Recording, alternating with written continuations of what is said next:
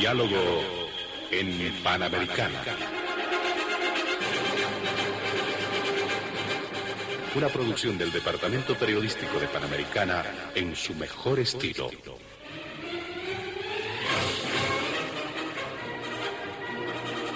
Entrevistas exclusivas sobre temas que crean expectativa general. Diálogo en Panamericana. Los sábados al mediodía y cada domingo a las 8 de la mañana. Y en trasnoche a las 24. Quedan ustedes con el staff de periodistas de Radio Panamericana.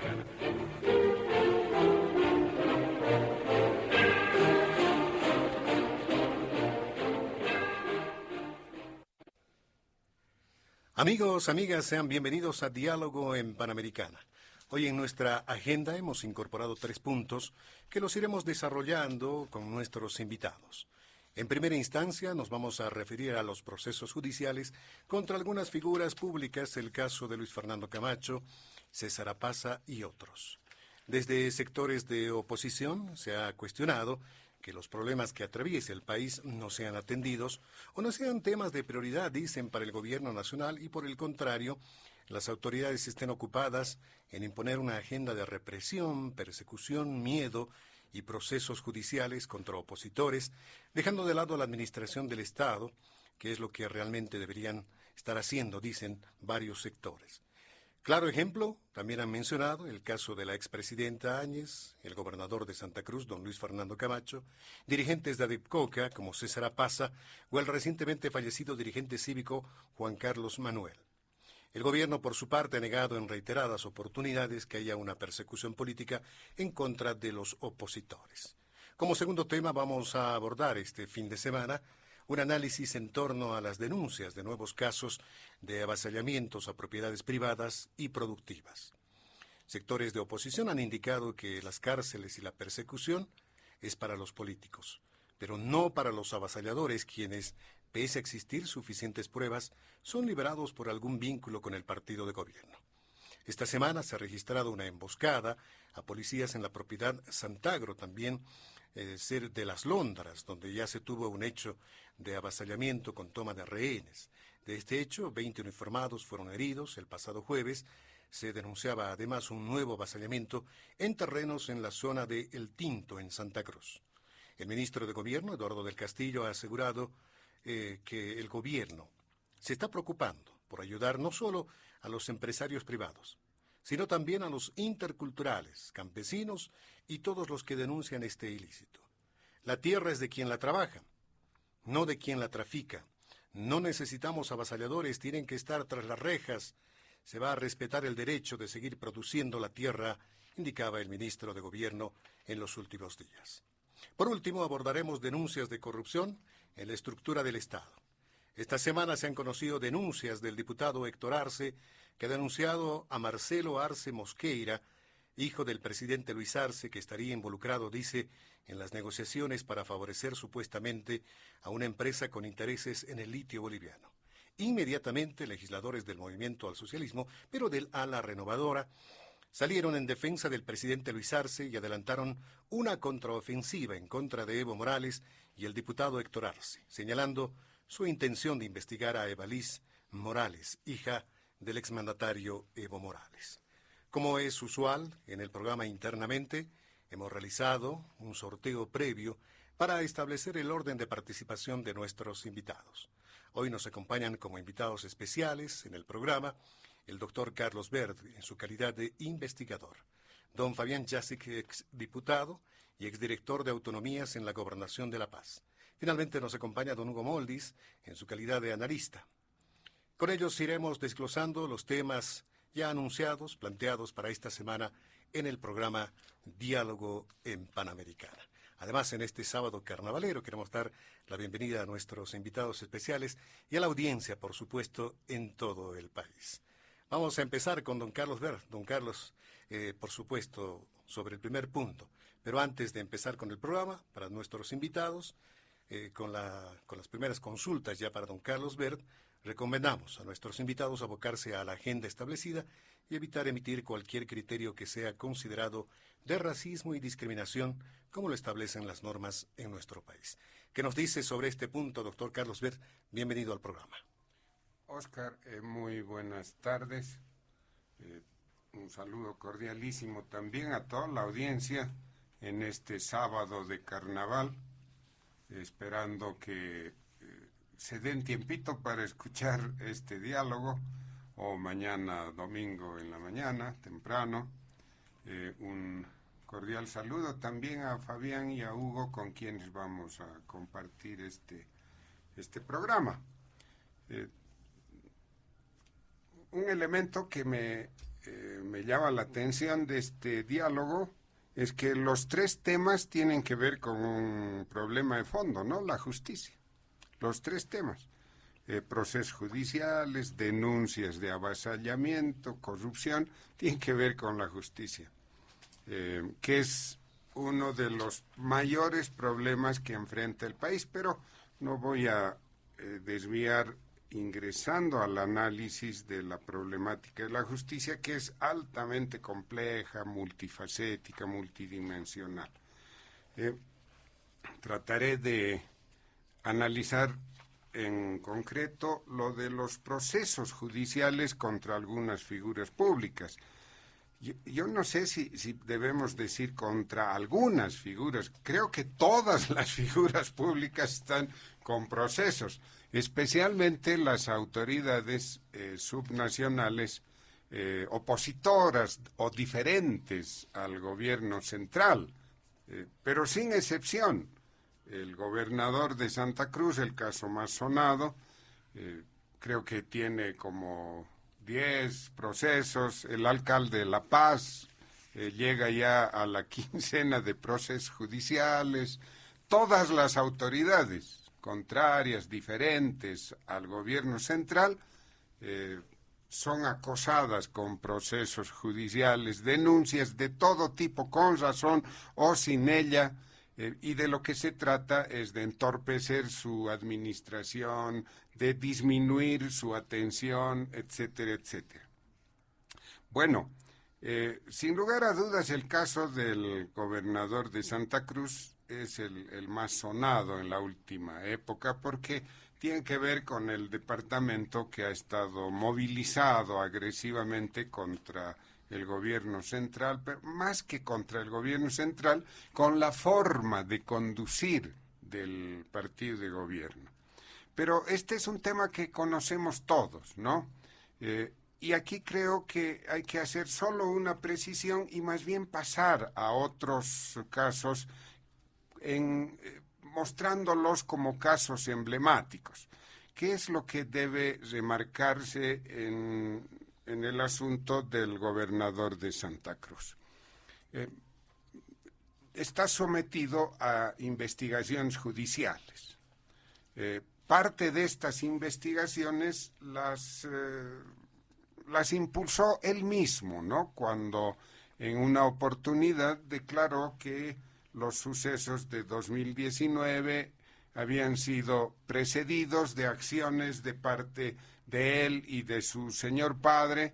Entonces, él ha incentivado estos procesos y ahora más que el señor padre de don Luis Fernando Camacho él no se ha desdicho, ¿no? Ha aclarado que nunca hizo una gestión de esa naturaleza. Ese no es el tema. Puede abrirse ese proceso y realizarse la investigación que sea necesaria. El problema del señor Camacho, Luis Fernando, es la forma como fue detenida, una movilización masiva, una forma abusiva, violatoria de sus derechos, traerlo de Santa Cruz a La Paz, llevarlo a Chonchocoro, a una persona que después se sabe tiene problemas de salud, etcétera, etcétera. Eso es lo censurable. Y ojalá no ponga en riesgo su integridad personal. O sea, ahí está fuera de duda entonces que el gobierno ha actuado en esta faceta de una manera abusiva. Otros casos son los emblemáticos, ¿no? Lo sucedido con el dirigente Comcipo, Juan Carlos Manuel. Y aquí voy a hacer algunas comparaciones, ¿ya? El dirigente cívico potosino, presidente Comcipo, con un rol muy activo en su condición de dirigente cívico el 2019, en la crisis política de 2019, encabeza las protestas. En Potosí, como en otros departamentos, cuando se movilizan miles de personas, se producen excesos y se incendia el Tribunal Departamental Electoral, se queman unas movilidades de la policía y entonces aprovechan esto y persiguen a los dirigentes cívicos. Está preso el expresidente, que fue candidato, compañero de Luis Fernando Camacho. El señor Juan Carlos Manuel decide entrar a la clandestinidad, pasan casi 2 años, se deteriora su salud y fallece. Este es un caso extremo, emblemático. ¿Cuál la comparación? A ver, ese mismo 2019, el 11 de noviembre, en el Alto, es decir, inmediatamente después de la preparada, planificada renuncia de Evo Morales, grupos en el Alto asaltan los recintos policiales, asaltan la dirección departamental o regional, más bien del Alto, proceden a quemar parte de ese edificio y en ese episodio agarran a un sargento, al sargento primero Juan José Halcón Parra, le dan una golpiza brutal y a los 3 o 4 días posteriores fallece el sargento primero Halcón Parra. ¿Quién está preso por esos sucesos? La policía sabe quiénes han conducido esas hordas que asaltaron sus recintos policiales. ¿Quién está preso? Nadie. ¿Cómo es posible que la policía, que sabe quiénes son los autores, no haga absolutamente nada? Ni siquiera en memoria de su camarada. Esto ya es un extremo. Veamos el otro lamentable suceso de estos días. El dirigente cocalero César Apaza. Todos hemos sido anoticiados. Hace 2 o 3 días atrás se descompensa en Chonchocoro, tardan en llevarlo a un centro hospitalario, se descompensa como a las 3 de la tarde, recién a las 12 de la noche lo están trasladando al hospital de clínicas y hoy tiene un grave cuadro de embolia con medio cuerpo paralizado. También un daño irreparable. ¿Por qué ha sido perseguido? ¿Por qué está detenido el señor César Apaza y otros 22 dirigentes de ADEPCOCA? ¿Por qué? Porque salen a defender la ley, porque se oponen a un mercado paralelo de la coca en La Paz. La ley autoriza solo el mercado de Villa Fátima, no puede haber un segundo mercado. Ellos salen a defender la ley y este gobierno que ha autorizado el mercado paralelo violando el régimen de la coca, su propia ley 906, que todo lo que se comercializa a través de ese mercado paralelo es ilegal y el riesgo de que esté dirigido al narcotráfico es muy grande. Nadie está detenido de esa fracción que es afín al gobierno. Entonces, este es el problema en nuestro país. Y podríamos hablar de otros casos, el caso de muy grave del Cerro Pozoconi el 2006 en Huanuni, en Oruro. Muy breve, ¿qué pasó? Se disputaban esa vez los cooperativistas y los trabajadores de la empresa minera Huanuni, que su yacimiento es el Cerro Pozo Conde. El enfrentamiento subía de tono, se hacía peligroso. La Central Obrera Departamental de Oruro, militantes del MAS, envían una carta al ministro de la Presidencia, Juan Antonio de la Quintana, a la ministra de Gobierno, en ese momento era Alicia Muñoz, y les alertan, les dicen esto va a explotar, hagan una intervención preventiva. El ministro de la Presidencia, la ministra de Gobierno y ni qué se diga el área minera no hacen absolutamente nada. Se produce el enfrentamiento, 12 muertos. 12 muertos. ¿Quién está preso? ¿A quién han detenido? Absolutamente a nadie.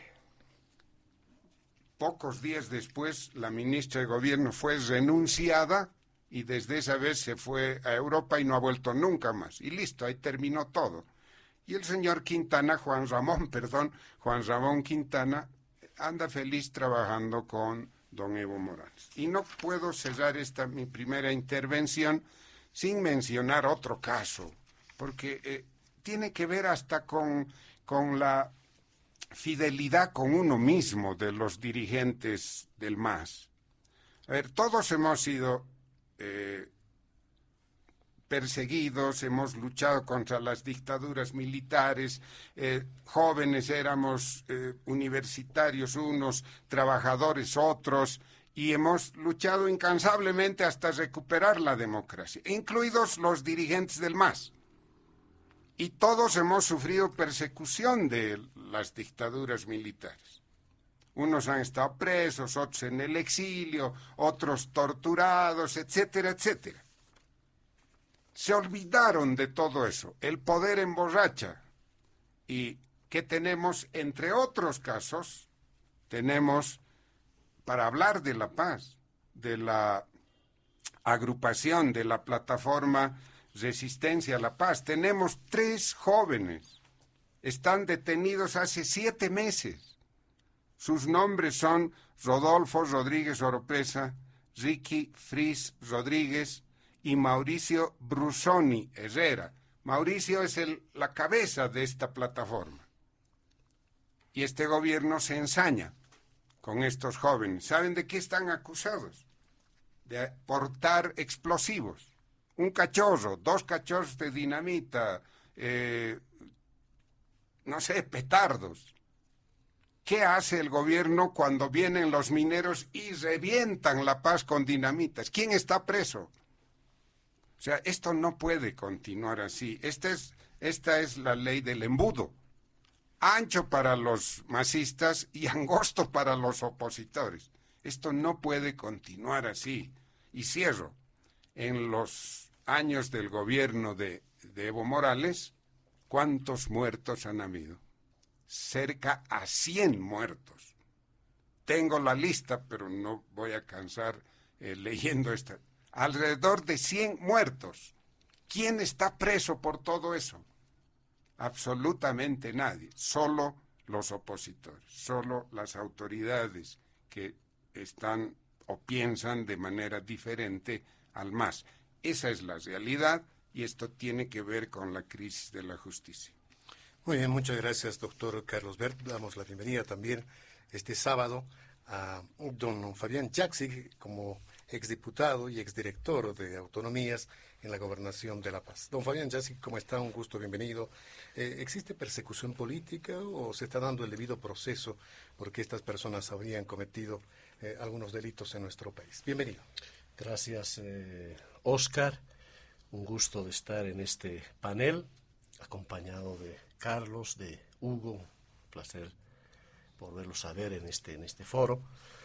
Hoy sábado de carnaval seguramente habrá no más gente que también va a escuchar el programa, así que para ellos y para quienes lo puedan oír mañana también, yo quiero hablar, ya que Carlos nos dio una lista. Yo voy a hablar de alguien que no es opositor, pero que creo que Si yo le pusiera un nombre, si hubiera algún día reforma judicial en el país, le pondría el nombre de Marco Antonio Aramayo. No es opositor, no es alguien que ha estado conspirando contra el MAS. ¿Qué es lo que hizo este señor? Era director del Fondo Indígena y fue denunciante, siendo director del Fondo Indígena, denunció obras fantasmas que descubrió y denunció a varios dirigentes sindicales comprometidos con esas irregularidades que llegaban a casi 190 millones de dólares. No era una pipoca. 20 millones de bolivianos entregados a un dirigente, 30 millones de bolivianos entregados a otro dirigente.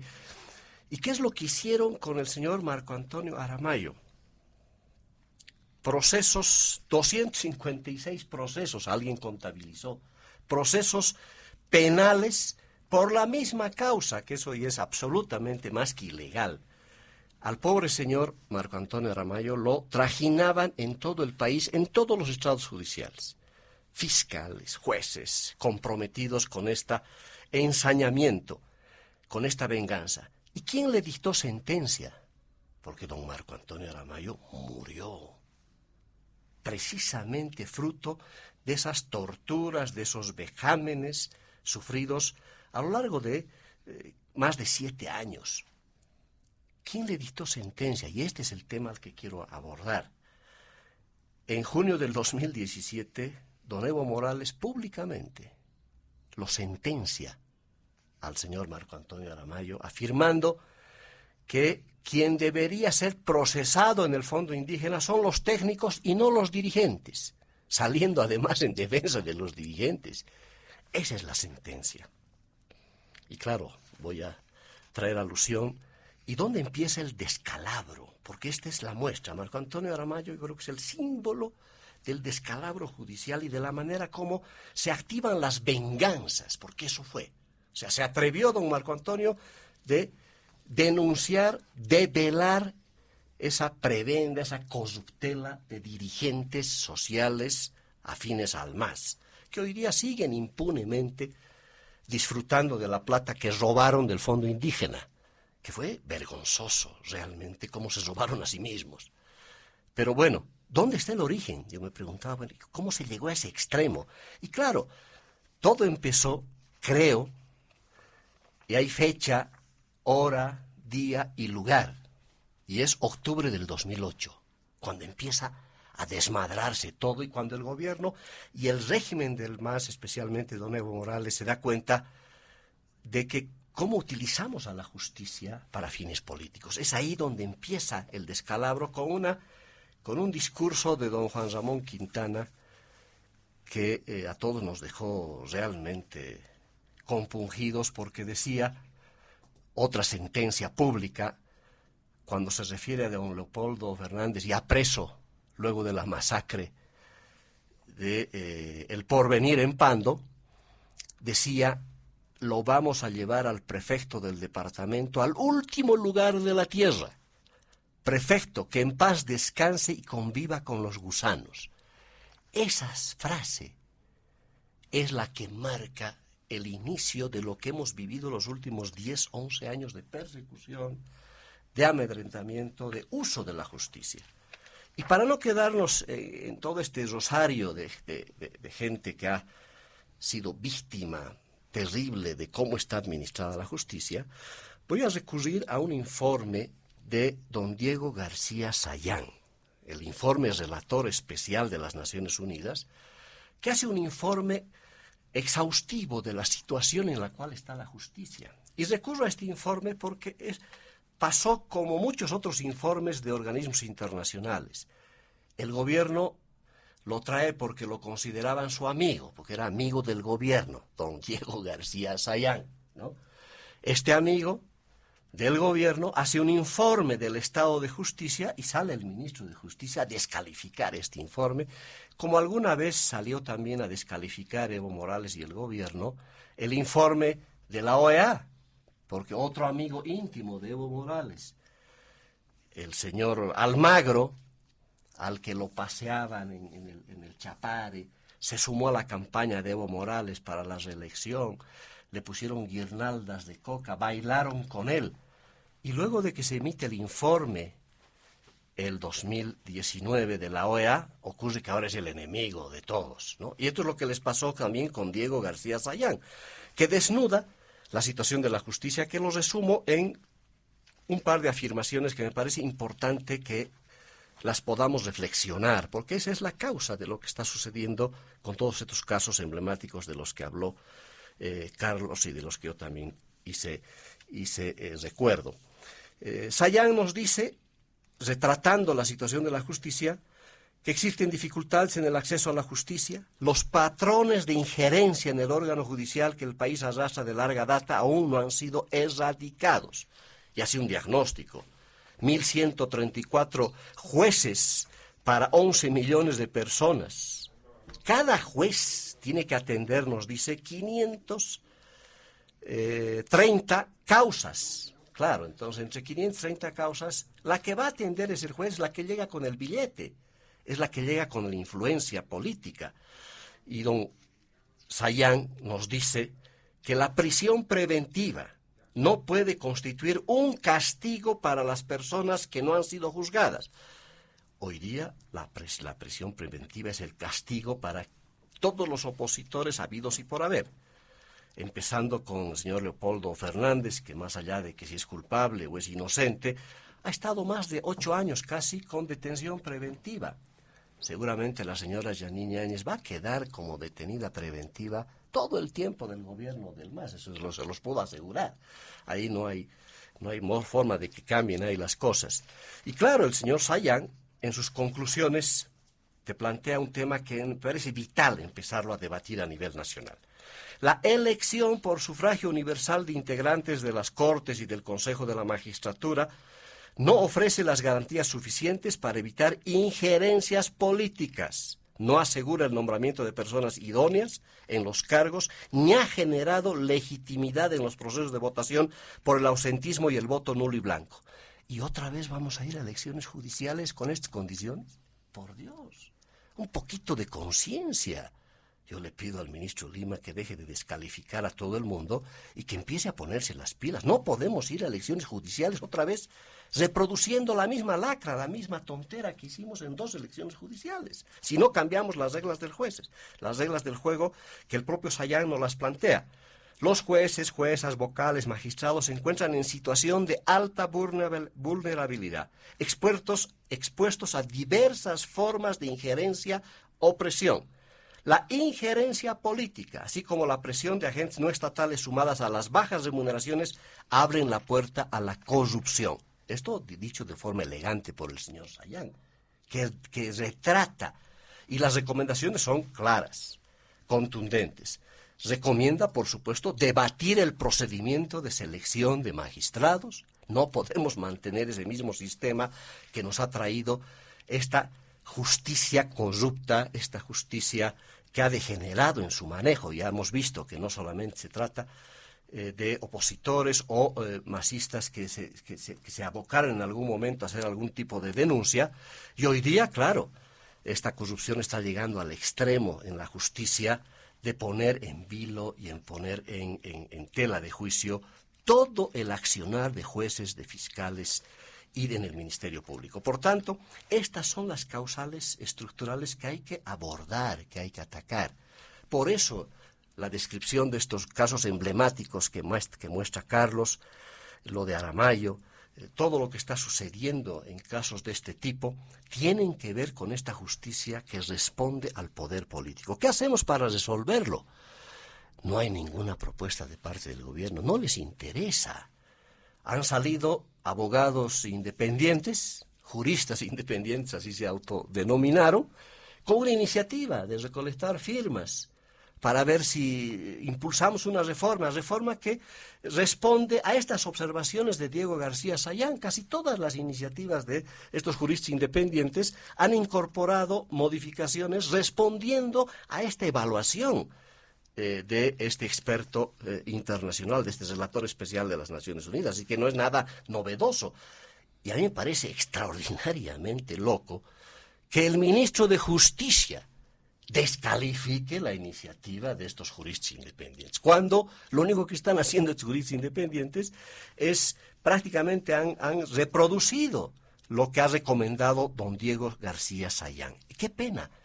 Yo pensé que el señor Lima podría haberse sumado más bien a la iniciativa de los juristas independientes y ser el primero en ponerle la firma para impulsar esta reforma y no ir otra vez a las elecciones judiciales. Por tanto, mientras no resolvamos el tema de la manera como se selecciona, esta situación de todo el órgano judicial y además el Ministerio Público, porque recordemos que esta iniciativa de reforma también toca al Ministerio Público. No podemos seguir eligiendo al fiscal general del Estado por favores políticos, ya no es posible. Inclusive yo iría mucho más allá. Elegir a los fiscales departamentales también con un procedimiento mucho más transparente. No puede seguir la injerencia política para nombrar al fiscal nacional, al fiscal departamental, porque de eso depende, porque se han armado todos los casos. Y claro, el 2008, el 2009, con el síndrome de Rosa, es otro fenómeno. Ahí el gobierno se da cuenta lo fácil que puede ser eliminar a toda la oposición utilizando a estos fiscales, a los jueces y extendiendo una red de extorsión y corrupción que se montó en el país hace más de 12 años, que ha hecho iniquidades, que ha generado dificultades, que ha generado víctimas de todo calibre y están felices. Todo el mundo está feliz. No hay un solo detenido por los casos que habló Carlos, con los que yo también expuse, no hay nadie detenido. Es más, los que detuvieron con el fondo indígena, hoy están libres, todos. Y claro, el señor Aramayo, muerto por las circunstancias por las cuales ha padecido, el dirigente de Comsico, muerto en la clandestinidad, es decir, ya estas cosas, si no lo sensibilizan al ministro de Justicia para impulsar una seria reforma de la justicia, realmente estamos muy mal. Y yo espero, y aprovecho de utilizar los micrófonos de Panamericana, para que, ojalá, ¿no?, que por lo menos esta iniciativa de los juristas llegue a buen puerto y que podamos encarar este año. Debe ser el año de la reforma judicial en honor a don Marco Antonio Aramayo y no le sigamos negando esta realidad imperiosa en el país. Este debería ser el año de la reforma judicial y por eso no podemos ir otra vez a elecciones judiciales con estas mismas reglas del juego que nos ha traído tanta pena, que nos ha traído tanta corrupción y nos ha traído un órgano judicial y un ministerio público calamitoso.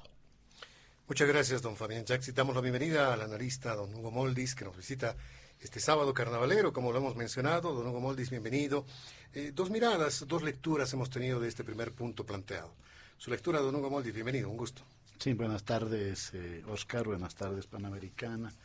Un gusto estar acá con Fabián, con Carlos y, por supuesto, con la audiencia de Panamericana dentro y fuera del país. Y claro, hago votos como lo han hecho los anteriores, dos expositores anteriores, para que la gente se dé un poquito de tiempo y escuche este programa o el reprise de este programa el día domingo, ¿no? No, hemos tenido una sola mirada, ¿no? Con matices. Una mirada de Carlos que siempre ha estado ubicado y lo digo además de eso con absoluto respeto, una mirada crítica de oposición a todo el proceso de cambio desde enero del 2006 y ha mantenido, digamos, una línea, ¿no?, en esa dirección. No creo que hayan habido algunas cosas en las que haya tirado un poquito de flores o de elogios también a los éxitos del gobierno del presidente Evo Morales en 14 años, ¿no? Corresponde, es así la política, ¿no? En el caso de Fabián es distinto. Él formó parte, junto al Movimiento Sin Miedo, del gobierno. Fue parte de los que creyeron en esa constitución que se redactó y en las que incorporaba, entre otras cosas, la elección de magistrados por voto popular. y si no me equivoco, todavía seguía formando parte del gobierno cuando se produjo este primer intento de desestabilización, de ruptura del orden democrático, de la continuidad constitucional desde el departamento de Pando, ¿no? Y el intento de un golpe cívico prefectural desde la ciudad de Santa Cruz, posterior a una derrota electoral, ¿no? Todos nos acordamos que hubo el revocatorio. En ese revocatorio Evo Morales fue validado en la continuidad como presidente por una amplísima mayoría, más del 60%, creo que 64% de la votación, y la respuesta de la oposición fue la violencia, ¿no? O sea, ningunos angelitos, ¿no? Fue la violencia y el intento de incendiar el país por la vía de formas de acción política, yo no diría poco democrática, nada democrática, es más, absolutamente antidemocráticas. Es un primer elemento. El segundo, hago sin embargo eco, porque ahí creo, independientemente de la orientación que quisiéramos darle, hay un tema pendiente, y es la reforma o la reestructuración del aparato estatal. No hablaría solo de la justicia. Estamos hablando Fuerza Armada, estamos hablando policía, estamos hablando judicatura, y estamos hablando incluso de la propia burocracia, ¿no? De todo aquello que Lenin lo englobaba bajo el denominativo de aparato de Estado. Ese es un tema pendiente del proceso de cambio iniciado el año 2006 y que explica gran parte de los problemas que se tienen en el país. Por ejemplo, en el tema de la justicia, voy a retomar lo que decía Fabián Yací, citando a Diego García Sañán. Dice, no, una intervención de larga data. No está hablando el gobierno solo de Evo Morales, está hablando de larga data.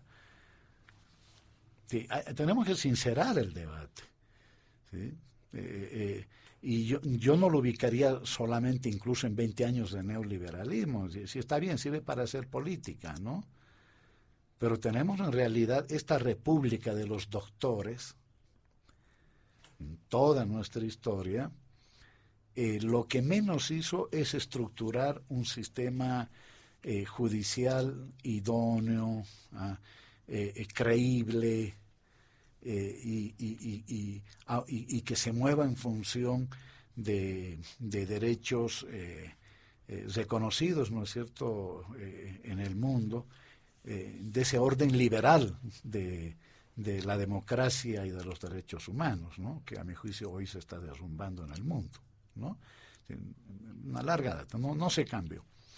Durante 20 años de neoliberalismo no se elegía mediante voto popular, pero todos sabemos que tampoco primaba la meritocracia, primaba el pasanacu, porque al que le tocaba el gobierno entonces cedía para que el resto de los aliados, incluso de una aparente oposición, porque todos tenían el mismo proyecto, que era el neoliberalismo.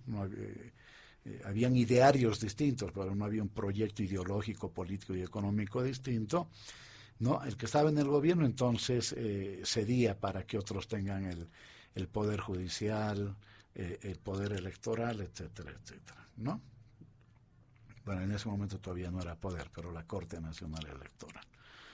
Y que controlaran la Asamblea, y en ese momento Congreso, ¿no?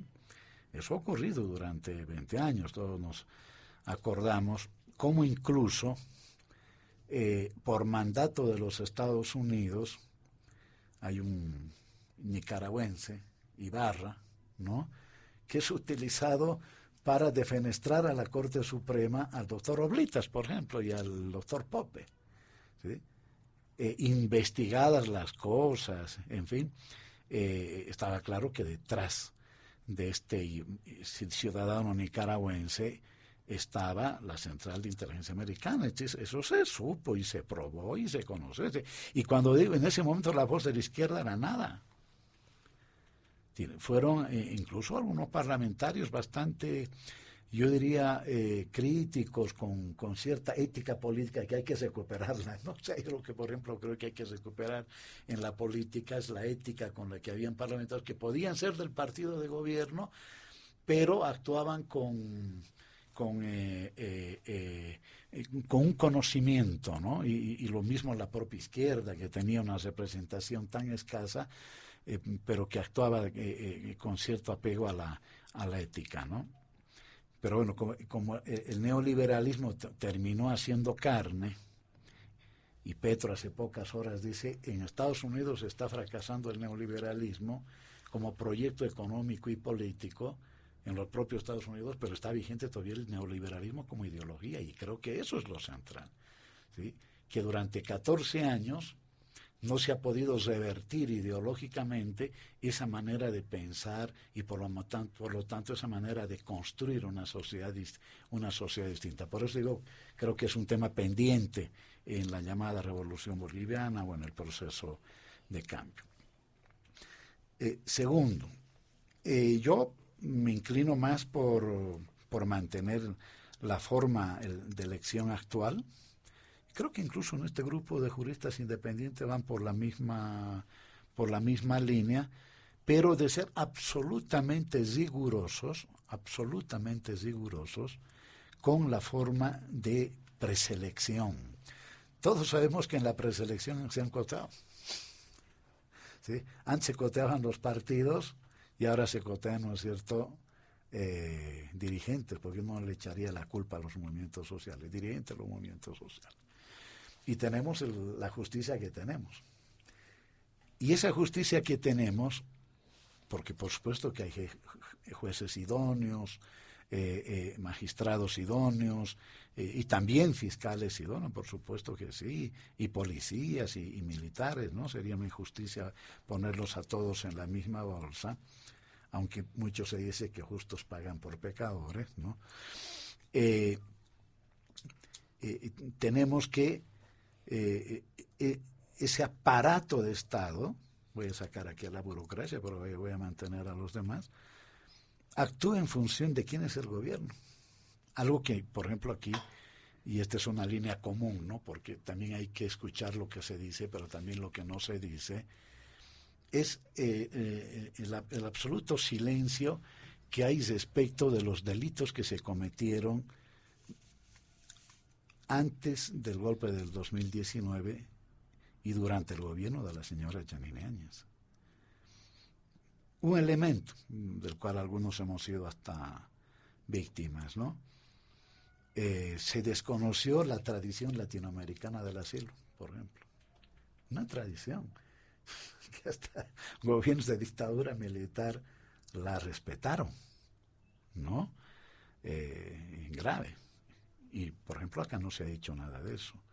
Segundo, cuando el señor Murillo salía, ¿no?, hacía sus conferencias de prensa con esposas, ¿no?, y diciendo que iba a casar a un montón de gente, ¿ah? Y con fiscales que habiendo sido elegidos al calor del proceso de cambio, y jueces se dieron la vuelta y empezaron con una persecución política implacable. Claro, la agravante en este caso es que estaban en medio de un gobierno de facto, ¿no?, de un gobierno que no surge de la voluntad popular. Y por eso creo que es importante diferenciar los casos particulares que se están llevando adelante. Pero antes de eso, coincido con una reflexión además general que creo que está en el ámbito del derecho, y es que el tema penal tiene que ser la última ratio, ¿no? Y en el país estamos acostumbrados hasta cualquier deudita, ¿no?, para que sea más efectiva, porque como los juicios civiles son demasiado largos, cualquier cosa que pasa, materia penal. Y los fiscales felices, pues chochos, ¿no? Y los jueces también, porque lo ha señalado Fabián, detrás de esa sobrecarga, felices, ¿no? Porque en Río Revuelto ganancia de pescadores, y ganancia de pescadores es quien pone más platita, ¿no ve? Entonces feliz de ello que se vaya al penal, a materia penal directamente. Y es evidente también que la detención preventiva como principio debería ser la excepción y no la regla, ¿sí? Ahora, se ha avanzado en eso, se ha avanzado de una u otra manera, no hay que ver todo tan negro. Hoy, si no me equivoco, a propósito de la detención preventiva, se ha hecho una reforma de 3 meses, 6 meses y 9 meses, si no me equivoco, y que solo puede ser ampliado, en este momento no lo tengo muy claro, por circunstancias muy específicas, ¿no? Muy concretas, que, ojo, no solo pueden ser atribuidas, en este caso, a la parte que activa, que está encargada de plantear las pruebas, sino también a la parte que se defiende, porque a veces la defensa tiene derecho a una serie de incidentes de carácter procesal, pero esos incidentes no pueden ser deliberadamente hechos, ¿no? Porque eso es obstruir la justicia, ¿verdad? Bueno, en los temas particulares, a ver, el señor Camacho, ¿no? Lideró en una crisis política externa un golpe de Estado que incluso arrastró al resto de la oposición.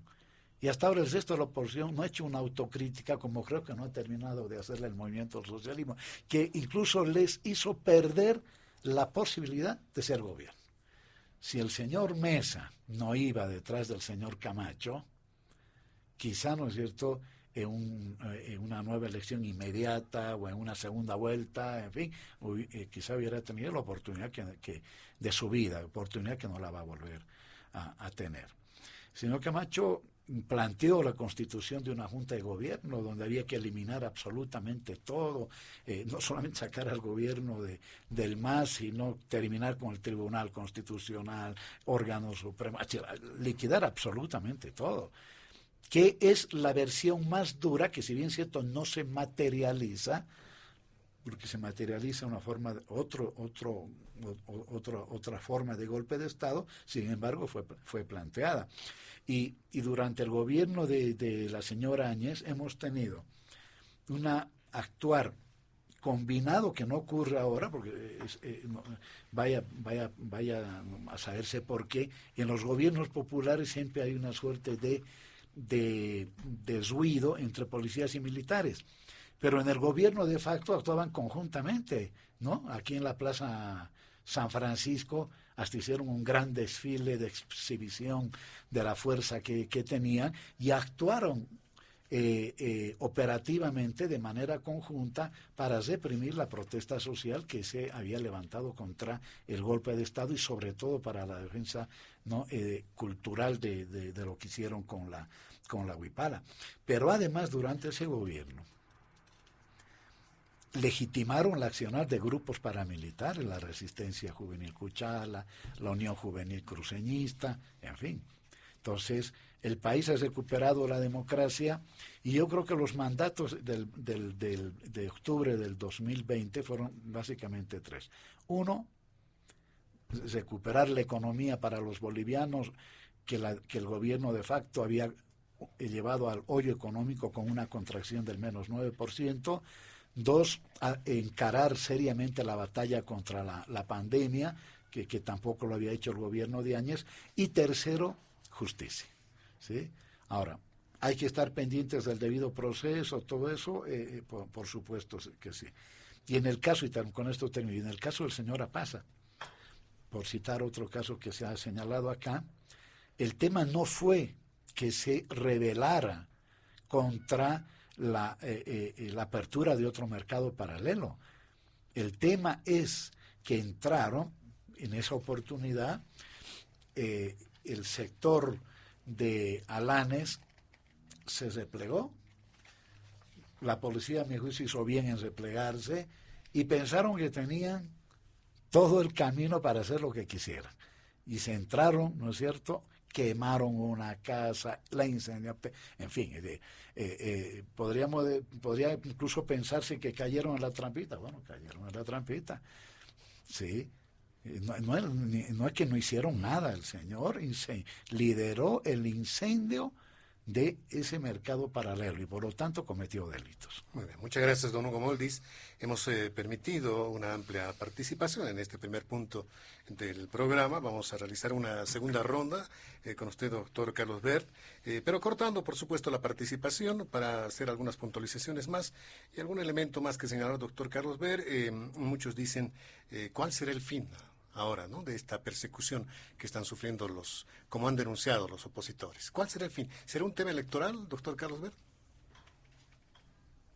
Es posible que tenga una dimensión electoral cuando persiguen, con razón o sin ella, a posibles candidatos.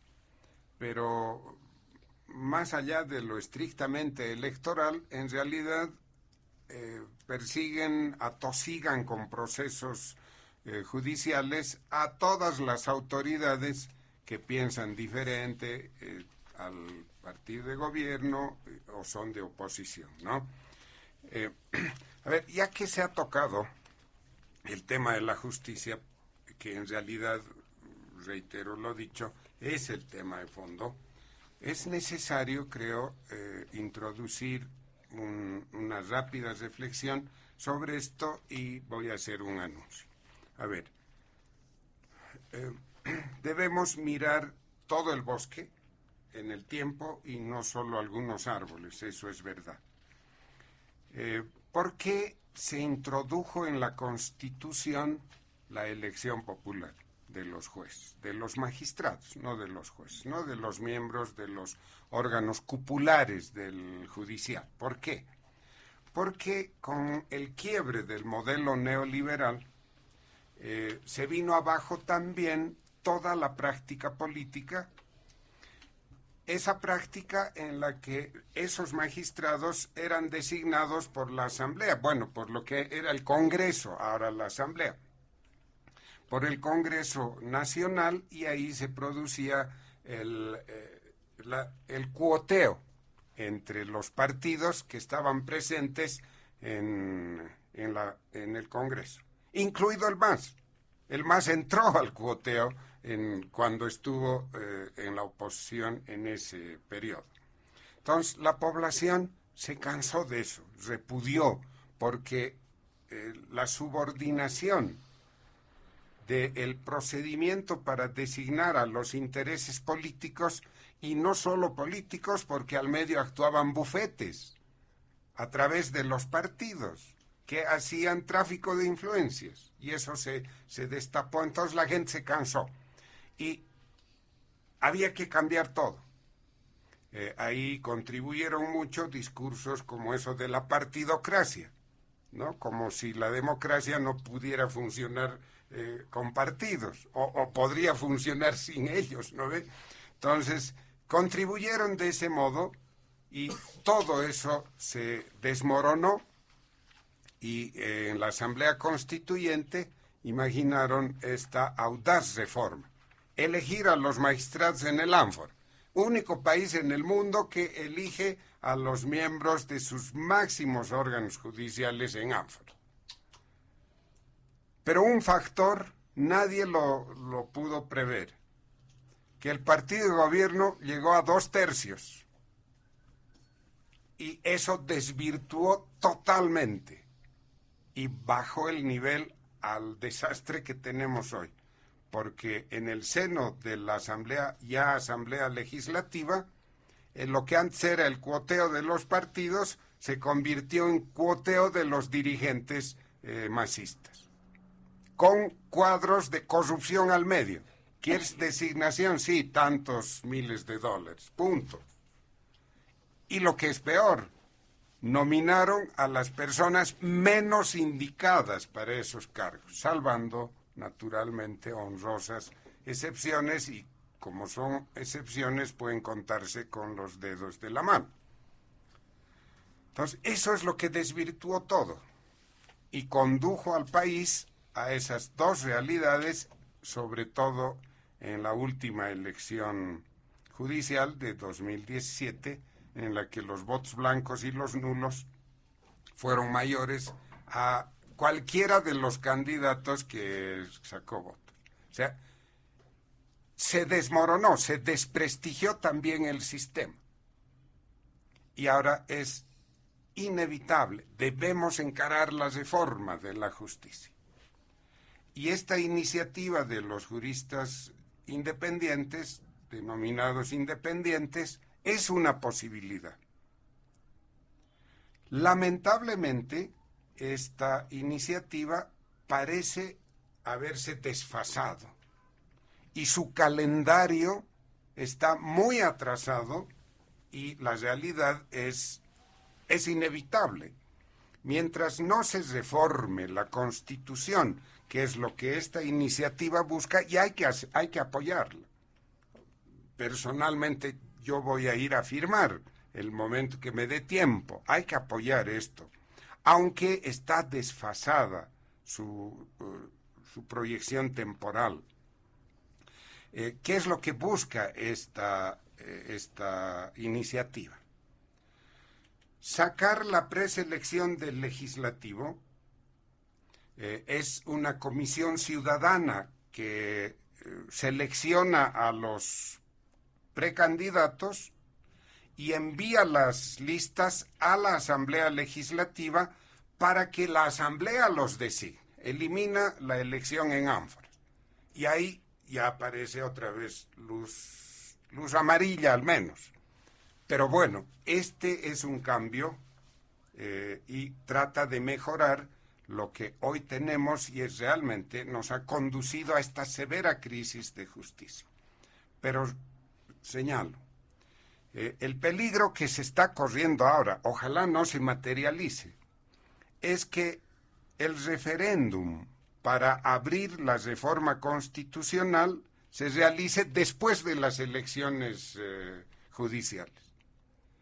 ¿Y quién regula eso? El gobierno, porque maneja el calendario, maneja el tribunal, el Tribunal Supremo Electoral, maneja el Tribunal Constitucional, la propia Asamblea Legislativa todavía tiene mayoría, no ya los 2/3, todavía tiene mayoría, y entonces ante este peligro, otro grupo de profesionales parlamentarios hemos elaborado un proyecto de ley para sacar la preselección en estas elecciones sin reformar la Constitución, en una medida complementaria de emergencia a la iniciativa de los juristas independientes. ¿Se puede hacer eso? El proyecto de ley, una vez que terminemos su elaboración, su procesamiento en realidad político-institucional, que sucederá a fines de febrero, principios de marzo, este proyecto de ley busca darle esta salida. Si la iniciativa de los juristas independientes se desfasa, como parece que va a suceder, en estas elecciones judiciales se puede sacar la preselección de la Asamblea Legislativa a una comisión ciudadana equilibrada. Esta comisión hace la calificación técnica y le devuelve a la Asamblea para que continúe el proceso porque no se ha reformado la Constitución. ¿Cómo se consigue eso? Echando mano al régimen competencial, que lo explico rápido. Había la duda, pero ¿se puede cambiar las reglas de la Constitución con una ley? ¿Cómo se hace esto? Miren, la competencia de la precalificación es una competencia exclusiva de la Asamblea Legislativa. Y las competencias exclusivas le permiten a su titular delegar la reglamentación y la ejecución a otro nivel, a otra instancia. Bien, la ley es muy sencilla. La Asamblea por sí misma delega a una comisión ciudadana la preselección técnica, solo la parte técnica.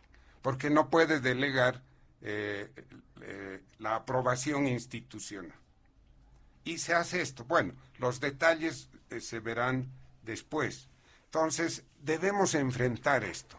Hay que apoyar la iniciativa de los juristas independientes, pero prepararnos también para esta eventualidad de que el calendario se retrase mucho, ya que está regulado por el propio gobierno, que no le interesa cambiar las cosas. Don Fabián Jássic, es muy difícil, ¿no?, dejar de lado el tema de la justicia al abordar este tema de la persecución política, como dicen sectores de oposición. ¿Será posible cambiar esa crisis judicial? Porque acción que han presentado, ¿no?, quienes se consideran presos políticos, se ha rechazado, se ha denegado. Bueno, ¿qué decir? ¿Qué elemento más contribuir, don Fabián Jássic? Sí, algunas precisiones de lo que decía Hugo. Cuando García Sayán habla de larga data, podríamos referirnos por lo menos a los últimos 40 años, para no ir más atrás. Podemos ir también más atrás, ¿no? Lo que pasaba más atrás. Pero digamos los últimos 40 años, que es lo que creo que Sayán se refiere a larga data, desde el 82, porque antes, pues, dictaduras, qué cosa puede haber ahí, en términos de justicia. De esos 40 años, 17 años está gobernando el MAS. 23, toda esta sarta de partidos neoliberales, coaliciones, todo lo que quieras llamar. Descontarle el añito de sabático que se tomaron con el gobierno de transición del año, que los dejaron sin poder un añito, ¿no? Bueno, descontar. Esa es la larga data, es decir, ponle 16 años el MAS, no le interesa reformar la justicia. ¿Por qué? Por lo que ya les dije.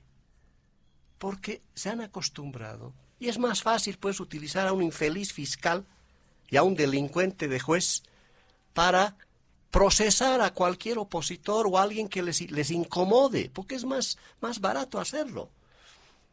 Se lo hace en Nicaragua, una pena, pues, que, ¿no?, Ortega, al quien lo hemos celebrado el 79 desde la izquierda, hoy es un dictador suelo, que, claro, utiliza la justicia ahorita para procesar a un curita, al Álvarez, al monseñor Álvarez, pero además para acabar con toda la izquierda democrática nicaragüense, o en Venezuela lo propio, y en Cuba ni que se diga. Es decir, estamos aprendiendo mal lo que se hace en el estalinismo, ¿no? Y en Bolivia, pues, eso es lo que pasó, 16 años, y están acostumbrados a eso. Es decir, ¿para qué van a reformar si pueden seguir usando a los jueces, a los fiscales, para todo lo que quieran, y para sus propias vendetas internas? Porque, claro, está empezando, ha elevado los decibeles de la disputa entre Evo Morales y don Luis Arce Catacora, no sé hasta dónde llegarán en esas disputas. También el órgano judicial va a ser utilizado para esas vendetas internas, ¿no? Y claro, todo lo que es corrupción y demás no está pudiendo avanzar. Entonces, está claro, por lo menos pongámonos de acuerdo, y no es cuestión de decir de que todo está negro. Es peor que negro, compañero Hugo Moldis. Cualquiera que llegue a cualquier estrado judicial, un tribunal de cualquiera, de cuarta, de quinta, no sé qué, N niveles, a un familiar, a un civil, a cualquiera, es realmente para someterse a jueces y fiscales infelices, que hacen la vida imposible a todos los bolivianos. Es el grado, ya no es en el nivel nada más superior, es a todo nivel. Porque 40 años de alimentar este sistema, esta red de extorsión y corrupción, que extorsiona todos los días a los ciudadanos. Ese es lo grave. Y si no estamos conscientes de eso, Hugo, y el ministro de Justicia no asume esa responsabilidad, ya pues entonces, ¿qué nos queda? No sé, ¿qué vamos a hacer? Y no creo que estemos en condiciones de ir a elecciones judiciales en esta situación. No podemos mínimamente tolerar de que hagámonos de la vista gorda, ¿no? Cualquiera sea el mecanismo, hagámoslo, ¿no? Habrá que llegar, pues, a un acuerdo nacional, un nuevo acuerdo nacional que genere condiciones para reconstruir todo lo que está pasando con la administración de justicia, porque es calamitoso. Es decir, Hugo, no es la cosa negra, es calamitosa. Tenemos que estar conscientes de eso, Hugo, una conciencia nacional de que la cosa es demasiado grave como para que nos hagamos de la vista gorda. Y este es un tema que afecta a toda la ciudadanía, no solamente a los de oposición. Ya hemos visto el caso de Aramayo, dramático. Lo que está sucediendo en la justicia ya tiene un basta. Y ese basta habrá que ponerle la firma. Coincido con Carlos, pongámosle la firma. Perfecto. Por lo menos para evidenciar que hay una voluntad ciudadana y en función de eso generar mecanismos de un acuerdo que viabilice la reforma que se requiere, mínimamente avanzar con el tema de la preselección, con el tema de sacar de la incidencia política y que en el Congreso elijan pues realmente a los mejores abogados y mejores abogadas, ¿no?, para que conduzcan y sean capaces de desmontar esta red de extorsión y corrupción que se ha instalado en todo el órgano judicial y en el Ministerio Público. Es decir, una misión muy grande. Y no podemos elegir un magistradito ahí con 8 años de experiencia o con 2, ¿no?, con amiguitos de no sé quién. No, el trabajo que van a tener los futuros magistrados es gigantesco. Desmontar todo esto no va a ser fácil. Pero este año deberíamos empezar. De lo contrario, pues, será una situación que arrastren los de oposición, los de oficialismo, y tendrán que rendirle cuentas al país, pues. Pero no podemos ir a elecciones judiciales, está claro, en estas condiciones. Mencionaste el derecho de asilo, es interesante. Pues claro, estos fiscales, estos infelices, estos jueces y demás, responden al gobierno de turno, cualquiera sea ese. En ese pequeño año de transición de la señora Yanine Áñez, los fiscales y los jueces han empezado a perseguir masistas también, ¿no? En un añito tan rapidito se han dado la vuelta, no se han sacado la camiseta azul y se han puesto cualquier cosa. El propio fiscal general del Estado, los propios fiscales, los propios jueces. Entonces es pues calamitoso. Ahora, claro, otra vez se han puesto la camiseta azul, 2 camisetas azules por si acaso, para estar reforzaditos. Y cuando hablas del derecho de asilo, evidente pues por las tropelías del señor Murillo, de este delincuente, ¿no?, que está donde está, ¿no? Sucedió también con el MAS. Recordemos al señor Pinto se le ha negado el salvoconducto, el asilo, estaba ahí, ha tenido que escaparse de una manera loca, también se le ha negado. Es decir, hay una estructura que los partidos políticos, los gobiernos no están entendiendo y están utilizando al sistema judicial podrido para fines políticos. Y bueno, ya todo el mundo lo dijo, lo de la cantaleta del golpe. Bueno, Hugo, claro, no podía ser otro que ande con la misma cantaleta ya del golpe de Estado, ¿no? Y yo creo que es bueno, ya que lo han querido enjuiciar o lo han querido llamar a que vayan a declarar los de la Iglesia, hubiera sido bueno que vayan a todo lado para que se lea la memoria de los hechos del proceso de pacificación de octubre 2019 a enero 2020. Y creo que es bueno que se lea esto y que la gente conozca, ¿no? Esta retórica del golpe de Estado, del fraude y demás, no ayuda en nada a esclarecer lo que realmente ha sucedido, porque yo estuve en las calles y lo declaro aquí al ministro de Gobierno. Por ahí mañana se le ocurre que me va a perseguir. No estuve en las calles por un golpe de Estado, estuve por una revuelta urbano-popular para que el señor Evo Morales se vaya. Y estuvimos en las calles para eso, fue una revuelta. Y claro, cuando se habla de golpe, cuando se habla de fraude, no se habla de esa revuelta urbano-popular gigantesca, porque estábamos cansados de ese accionar de don Evo Morales. Por tanto, para terminar esto de la retórica golpista, es pues increíble que sigamos manteniéndola cuando este informe, esta memoria de la Conferencia Episcopal, devela pues todas las negociaciones que se hicieron, ¿no?, durante el mes de octubre, durante el mes de noviembre, durante el mes de diciembre. ¿Para qué? Para prorrogar el mandato constitucional, lo han constitucionalizado a la señora Yanine Áñez, ¿no?, que claro, por viveza criolla, ¿no?, han entrado al gobierno de la manera como han entrado al gobierno. Pero todo un proceso de negociaciones para prorrogar el mandato de todos. Todos se han prorrogado. La Eva Copa, para empezar, en el Senado, ahí dice la ley aprobaron en el Congreso, se prorroga el mando constitucional de doña Yanine Áñez, y todo el mundo prorrogas felices. Y además, esos acuerdos, esa pacificación con la mediación de la Iglesia ha permitido, además, la convocatoria a elecciones. Gracias a eso, don Luis Arce Catacora hoy día es presidente. Entonces, estas son las cosas que hay que empezar también a esclarecerlas, hay que plantearlas con mucha claridad, y por supuesto, pues, el señor Camacho, esa viveza criolla de Camacho, de Áñez, de Tuto Quiroga, de los propios demócratas que les costó caro estar con ella, ¿no? Porque esa fue, ahora es con ella la cosa, y después no fue con ella, y cometieron terribles errores, tropelías. En un año hicieron tantas tonteras que justamente permitieron tender otra vez la cama a la reelección del movimiento al socialismo por esas torpezas, tonteras que sucedieron en el gobierno de transición de la señora Áñez. Gracias, don Fabián Jaxi. Don Hugo Moldis, para finalizar este primer punto, por favor, ¿algunos elementos más?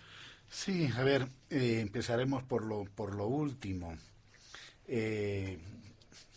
Sí, esa memoria tiene que ir los de la Iglesia a defender, ¿sí?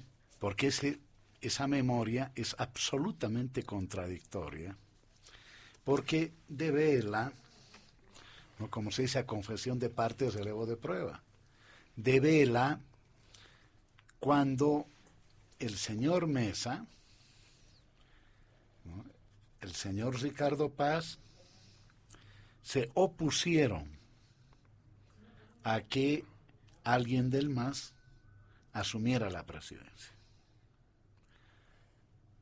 Y eso fue violar la Constitución, ¿no? Oleada y sacramentada por la Iglesia Católica. Porque una cosa es esa revuelta popular de hegemonía negativa, no me acuerdo si es Gramsci o es René Zabaleta, ¿no? Porque también pues, hay revueltas populares de accionarios, por supuesto que sí, ¿no? No me acuerdo cuál de los dos le llaman la hegemonía negativa, ¿ah?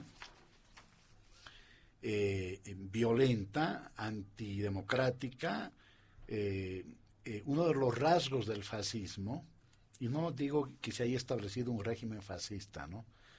El fascismo fue una peculiaridad europea y tiene que ver, tiene una serie de elementos como para llamarlo régimen fascista, pero sí fue, ¿no es cierto?, una acción fascistoide, por eso dije en mi primera intervención, a la que los sectores democráticos, entre comillas, demoliberales, terminaron acoplándose y perdiendo la oportunidad de ganar una elección. Hasta ahora se debe estar arrepintiendo el señor Carlos Mesa, ¿no?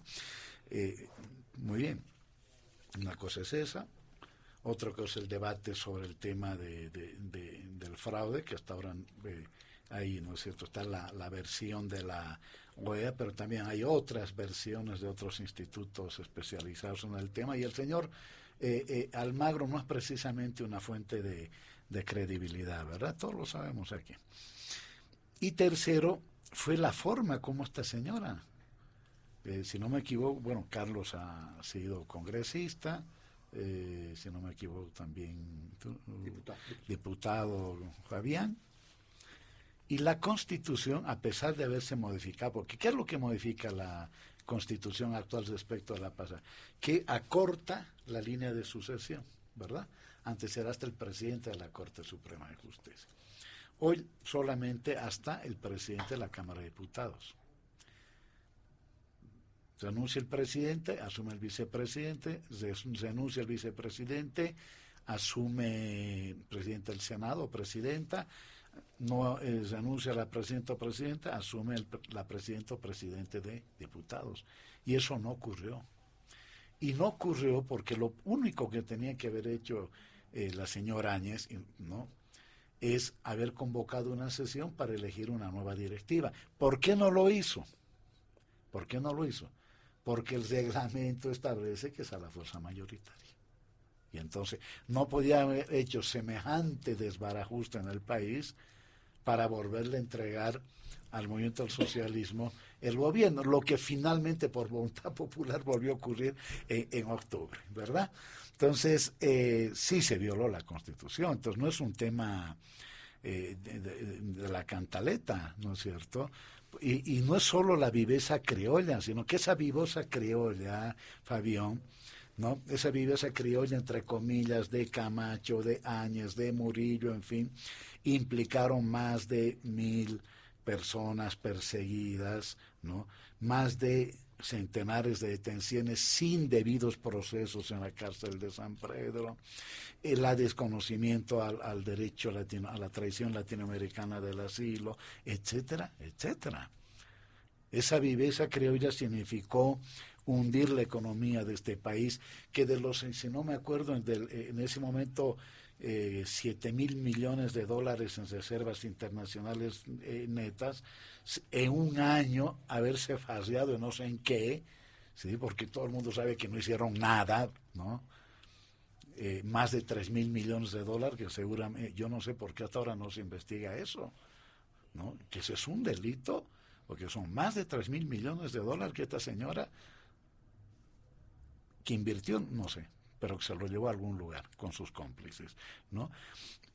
Muertos en la primera ola. Es verdad que al principio el mundo no tenía cómo responder a esa primera ola de la pandemia, ¿no? Pero ya después, cuando empezaron a aparecer las pruebas, o el uso de los respiradores, todos sabemos la clase de respiradores que compraron, no hicieron absolutamente nada para tener pruebas, ni PCR, ni antígeno nasal, etcétera, etcétera. Y todos sabemos, por lo tanto, también de la violación sistemática de los derechos humanos. Así que yo sí, en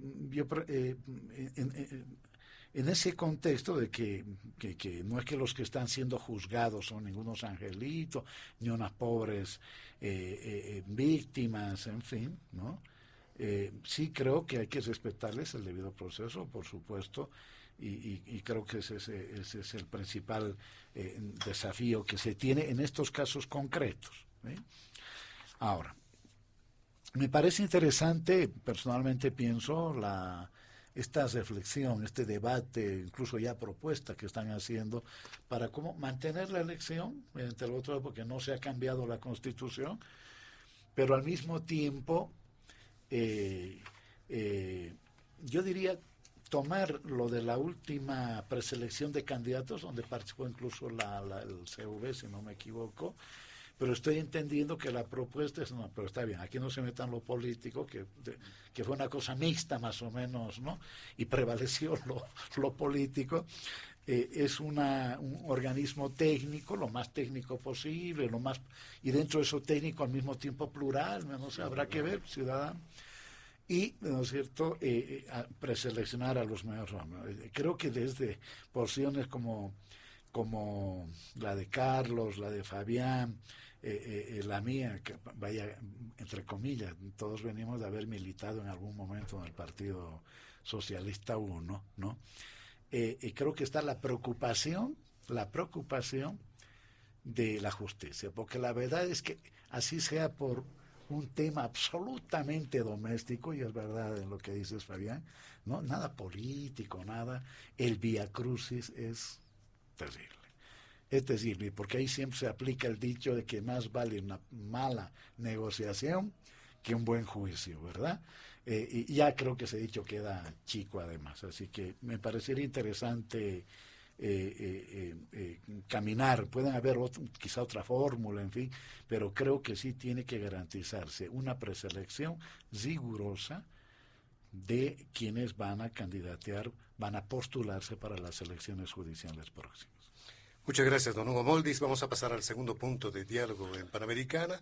Lo habíamos señalado, nos vamos a referir a las denuncias de nuevos casos de avasallamientos a propiedades privadas, especialmente del oriente, y también tierras productivas. Lo habíamos señalado también la semana que está terminando, se han registrado una emboscada a policías, ¿no? La propiedad Santagro, en Las Londras, donde se tuvo un hecho de avasallamiento, y lo que ha llamado la atención, ¿no? Cada vez se ve a los avasalladores armados, incluso, doctor Carlos Ver.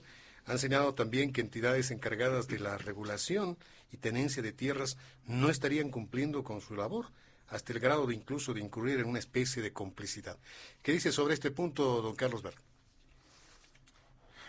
Bueno, efectivamente ha conmocionado la opinión pública el conocer el día jueves pasado, el 16 de febrero el avasallamiento a la propiedad Santagro, en la provincia Ascensión de Guarayos.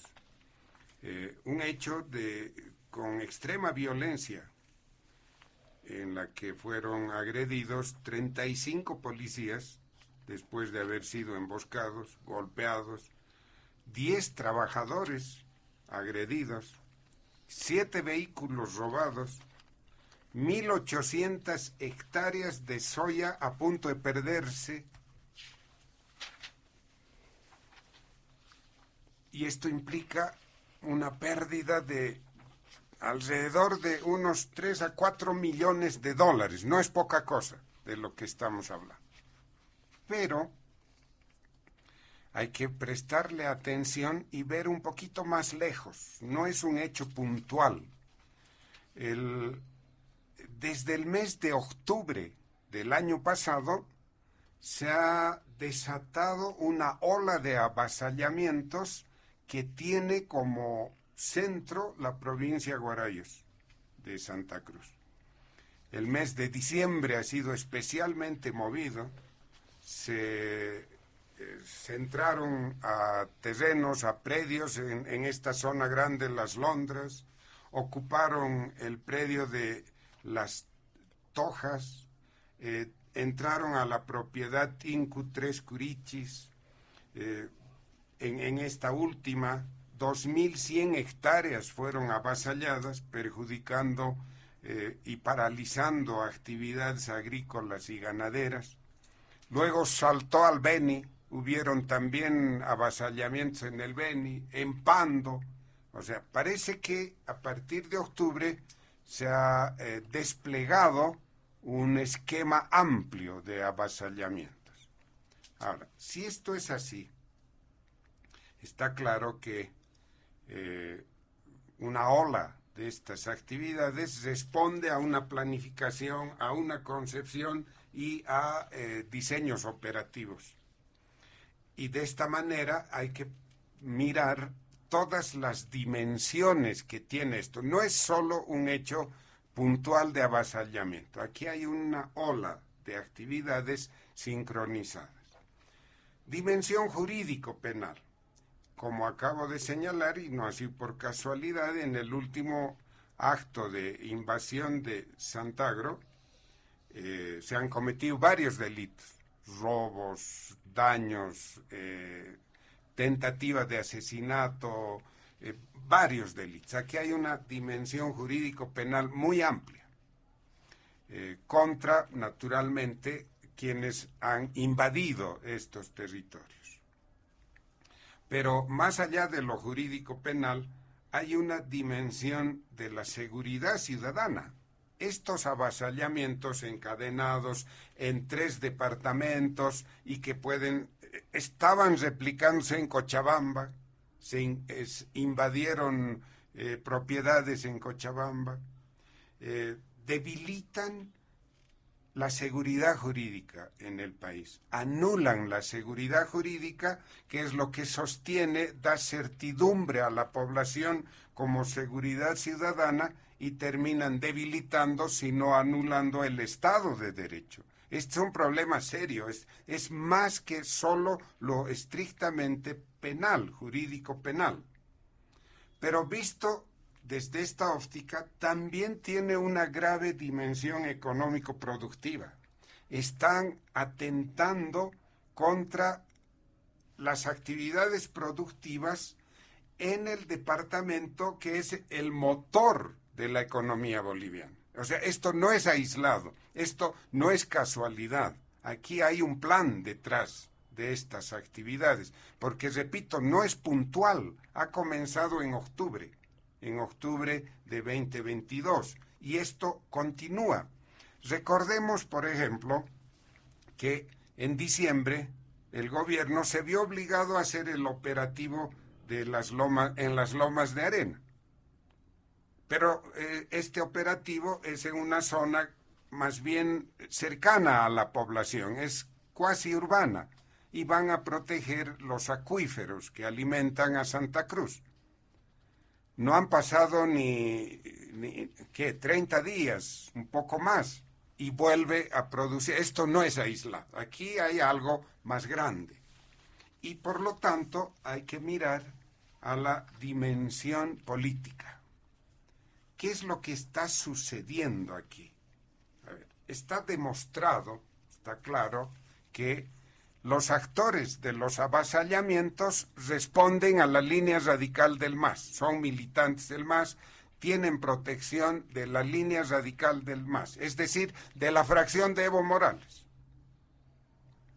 Y llama la atención entonces, tiene que haber una explicación para que sea a partir de octubre que se ha desatado eso. Aquí hay un objetivo.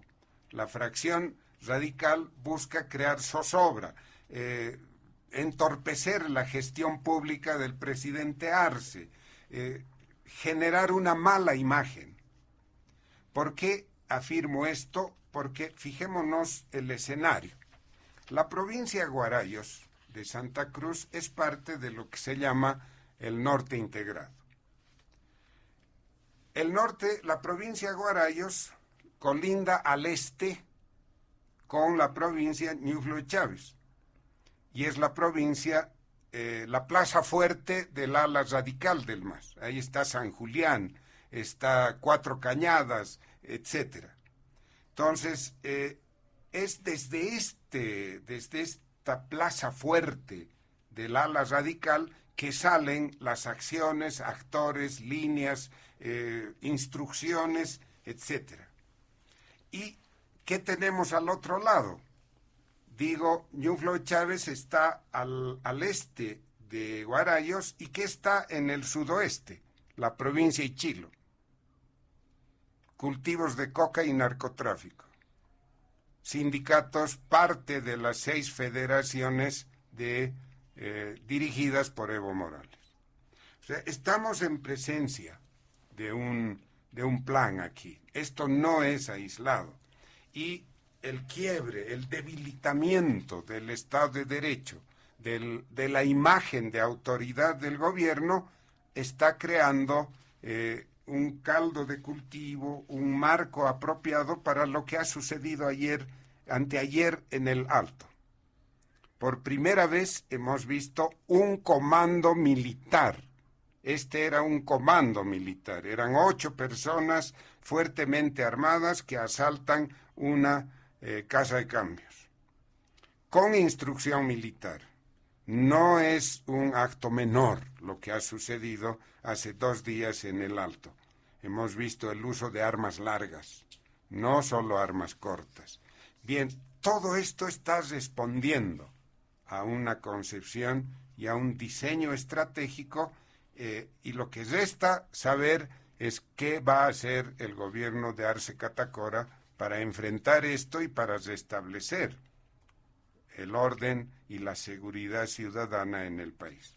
Muy bien. ¿Qué dice sobre este tema don Fabián Chassi? Que una interrogante que planteaba el doctor Carlos Ver. ¿Qué va a hacer el gobierno sobre este tema? ¿Qué está haciendo el INRA? Dicen sectores de oposición que sería parte más bien de una cadena que fomente el avasallamiento de tierras. ¿Es esto así? A ver, son más de 9 años de vigencia de la ley 477. Otro saludo a la bandera. Ley contra el avasallamiento y tráfico de tierras. 9 años de vigencia de esto, no hay un solo detenido en estos 9 años de vigencia de esta ley.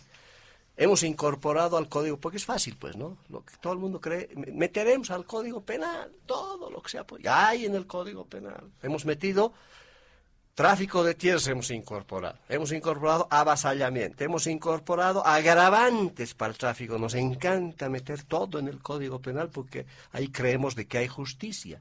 Otra vez volvemos al problema medular de toda esta temática, la justicia. Y ese tribunal agroambiental, que es otro saludo a la bandera, es un tribunal que vamos a elegir supuestamente este año otra vez, para las mismas incompetencias de ese tribunal. Y claro, recuso porque hay una razón, además de esta situación de la justicia calamitosa que también afecta a estos temas.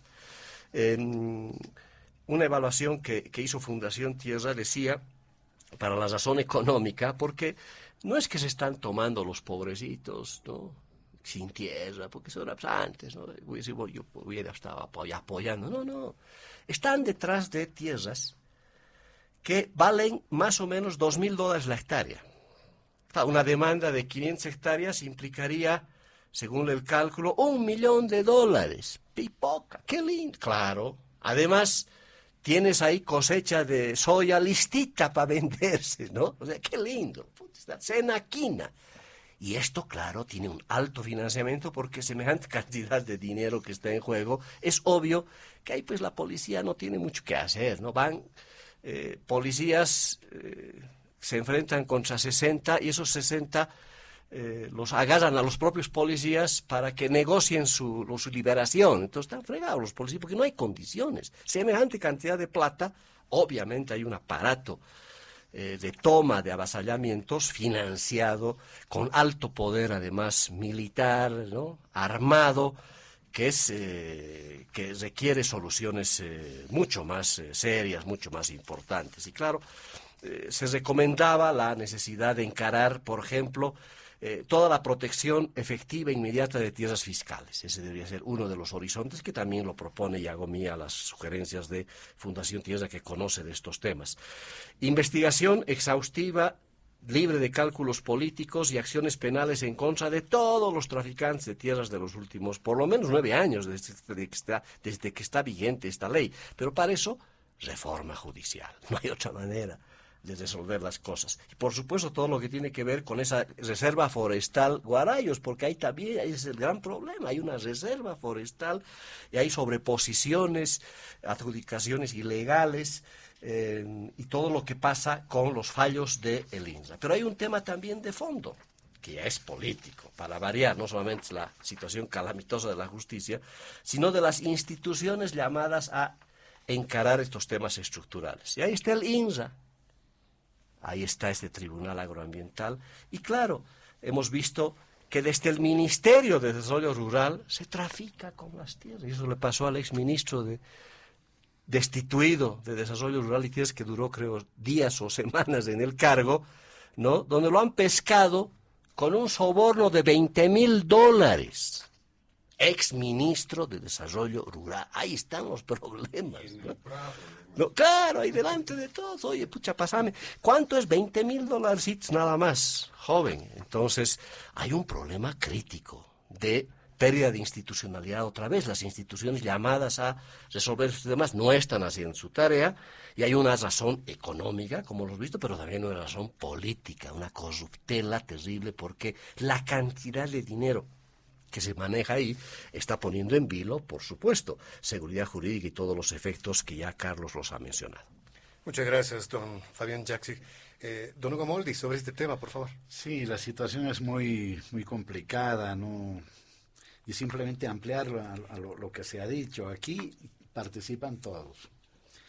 Participan dirigentes que se aprovechan de las necesidades de campesinos sin tierra.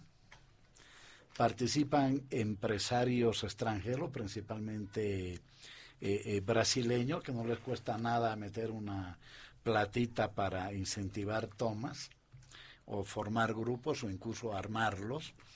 Están los $2,000 por hectárea, ¿verdad?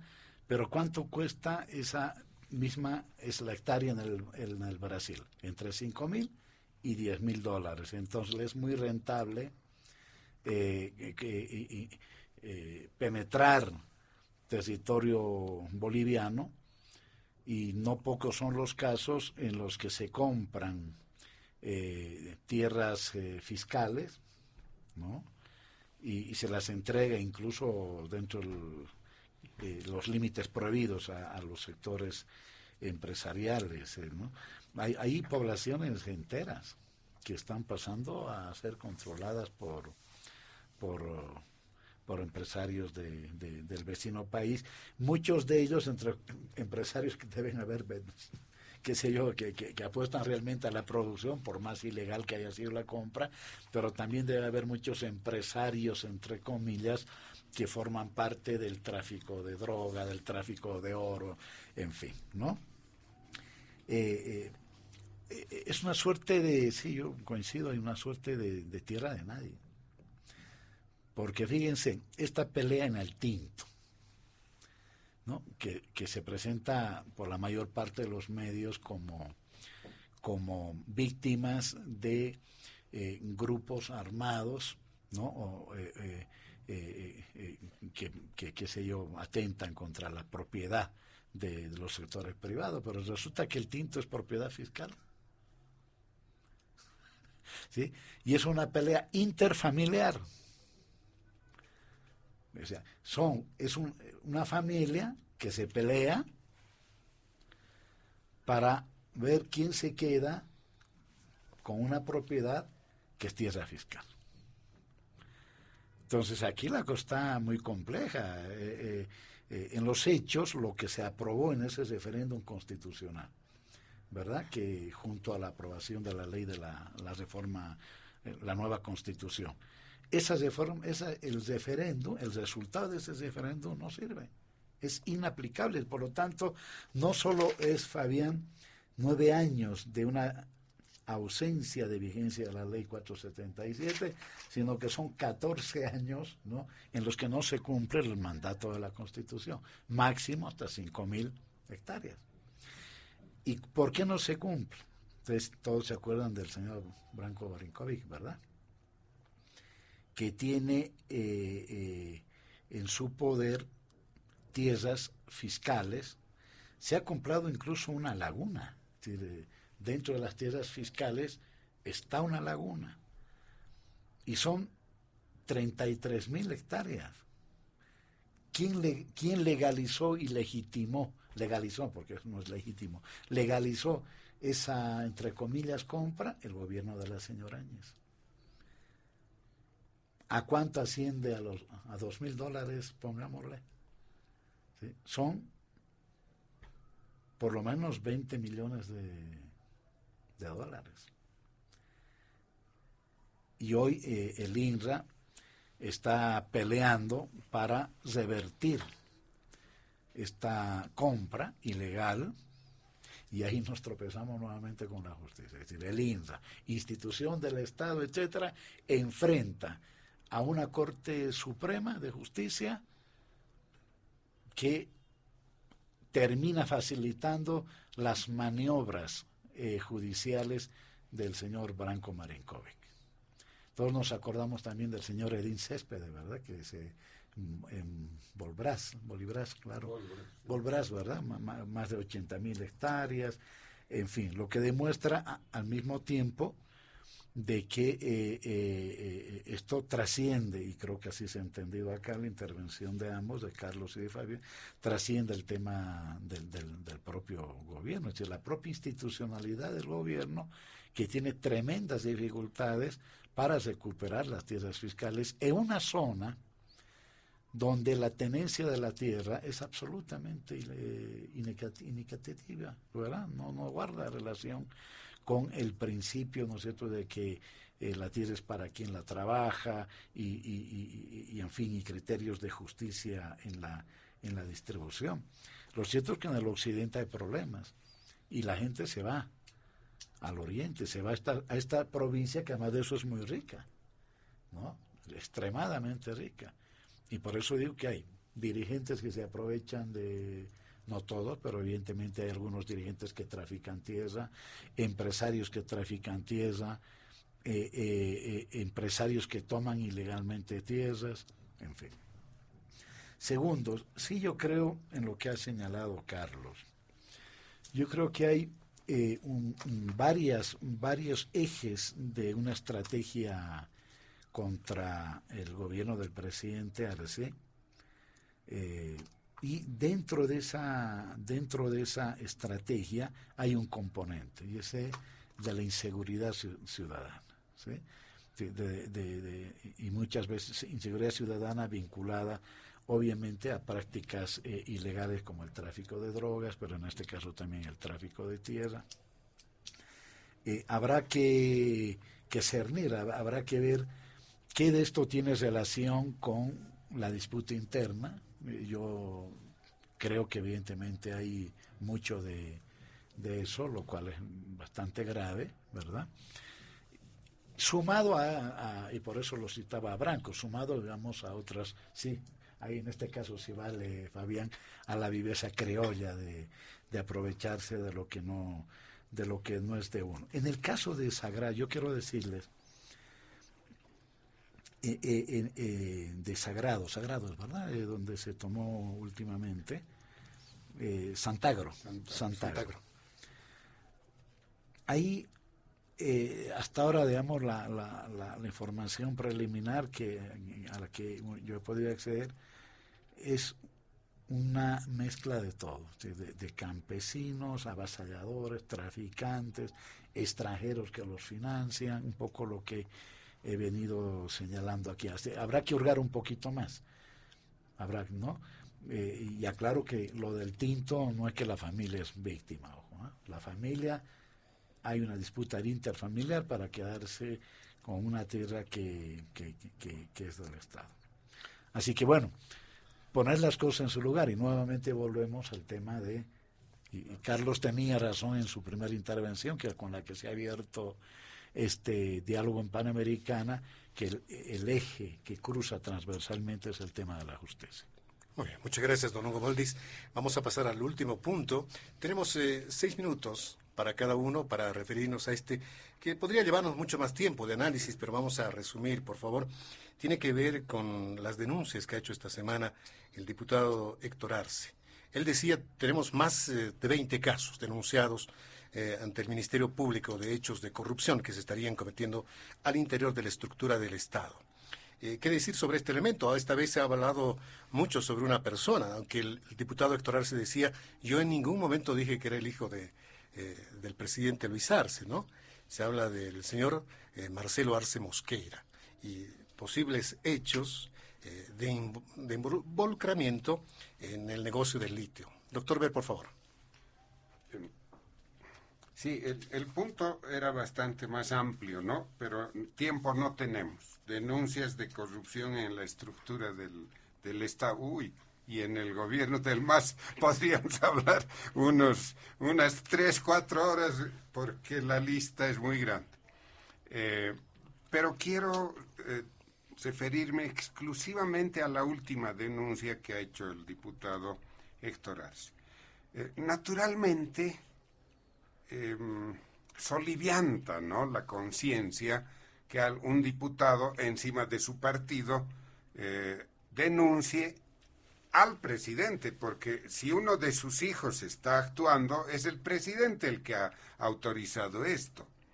Entonces, aparece Héctor Arce, el diputado, y denuncia que el señor Marcelo Arce Mosqueira, que es hijo del presidente, o sea, no puede decir yo no he dicho hijo, ¿no? Es su hijo, por favor. Entonces, lo denuncia que está involucrado o estuvo en negociaciones para favorecer a empresas para el contrato de litio. Y presenta pruebas, entre comillas. Presenta lo que resalta 3 correos electrónicos. Para hacerlo breve, a través de esos correos electrónicos lo que demuestra, o lo que no demuestra, presenta indicios, ¿no?, de que el señor Marcelo Arce Mosqueira ha tenido contactos con la empresa Lilac Solutions, que es americana, o Lilac en español, Soluciones Lilac. Esta empresa tiene presencia en el litio en Argentina y en Chile. Es una empresa muy, muy grande. Y además con la empresa rusa Uranium One. Una foto del señor Arce Mosqueira reunidos con ejecutivos rusos en el Radisson de Santa Cruz. Bien. Revisadas las cosas, porque aquí, cuando se hace una denuncia así tan grave, es mejor serenar ánimos y revisar las cosas, ¿no? A ver, ¿cuál es el estado de situación? Todos sabemos que el 20 de enero el gobierno boliviano, en presencia de Arce Catacora, ha suscrito un contrato con un consorcio chino, ni americano ni ruso, un consorcio chino. Ha suscrito con el consorcio CATL, Brum y CMOC. Para quienes quieren el detalle, CATL es la empresa Contemporary Amperex Technology and Company. Y las otras se suman más adelante. Bien, ¿de dónde sale esta empresa? Se convocó el año 2019, fines del 19, principios del 20, a hacerse cargo de los yacimientos de litio de Bolivia. Se presentaron como 20, quedaron seleccionadas 8, calificaron 6. Entre estas 6 figuraban la americana, de la denuncia, Lilac Solutions, Uranium One Group, la rusa, de la denuncia, y 4 chinas, para hacerlo breve. Le han adjudicado a la China. Oiga, señor Héctor Arce, apunte mejor, ¿no es cierto?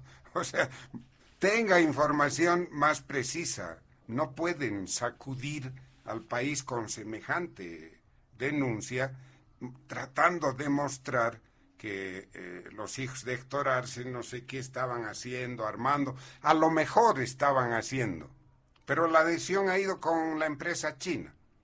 Pero ahí no quiero terminar ahí. La verdad es que el presidente Arce tiene que explicar por qué sus hijos estaban en esos tratos con empresas, aunque finalmente no les hayan adjudicado. ¿Eran funcionarios de ILB, de la empresa de litio estatal? ¿Por qué estaban negociando? Porque hay fotos. El señor Marcelo Arce estaba reunido con los ejecutivos de la empresa rusa en Santa Cruz. Hay los correos de la comunicación de este descendiente del presidente con la empresa americana. Tiene que explicar el presidente, pero el tema de fondo. El contrato suscrito el 20 de enero no se lo conoce hasta ahora. No se ha publicado. Así sea por esta denuncia, señor Luis Arce Catacora, tiene que publicar este contrato. Porque si no queda la duda. A lo mejor el señor Marcelo Arce habló con todos y al final concedieron, firmaron el contrato con el que mejor propuso, ¿no es cierto? Tienen que publicar el contrato. No puede quedarse en reserva. Muy bien, muchas gracias, doctor Carlos Ver. Don Fabián Yasik, por favor. Han sugerido incluso conformar una comisión, ¿no?, en la Asamblea Legislativa para que investigue esta denuncia. Sí, una yapita sobre el tema del litio. Preocupa el contrato con ese consorcio chino, más allá de la denuncia, parece que mal dirigida del diputado. Esta firma del convenio habla de una explotación directa de litio y apuntaría en teoría máximo al carbonato de litio, máximo, ¿no?, que no es industrialización. Pero ahí es preocupante, se anuncia de $1.000 millones.